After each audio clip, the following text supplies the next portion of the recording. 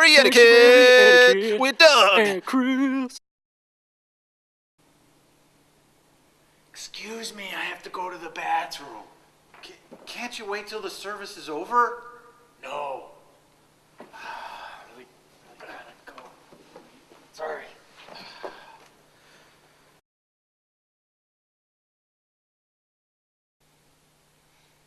Excuse me.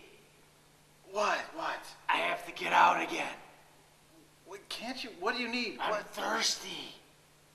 You're thirsty. You can't wait to get a drink till after this. Shh. You can't wait till after.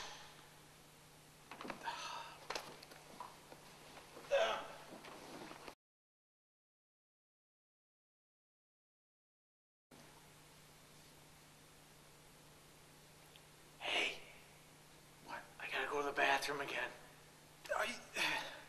Really? You can't wait until the service is over or take care of this? Really, what we prefer is that people take care of their bathroom needs before they come into the service or wait until it's over. I drank too much water, though. This Tuesday, Women of Hope are meeting in the Fireside Room. They're having a special game night for their monthly meeting.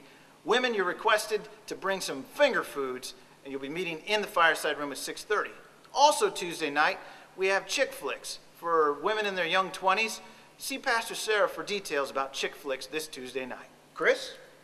Thank you, Doug. This Friday is Kids Night Out. If you have a kid up to about 6th grade, from 6 to 9 p.m. is when Kids Night Out is. So check your bulletin for those information.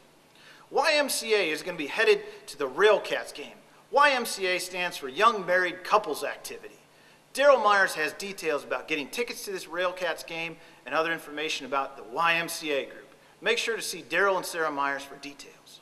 Speaking of sports, men's basketball, in the bulletin it says that it's at 6:30 on Mondays. It's actually at 7:30.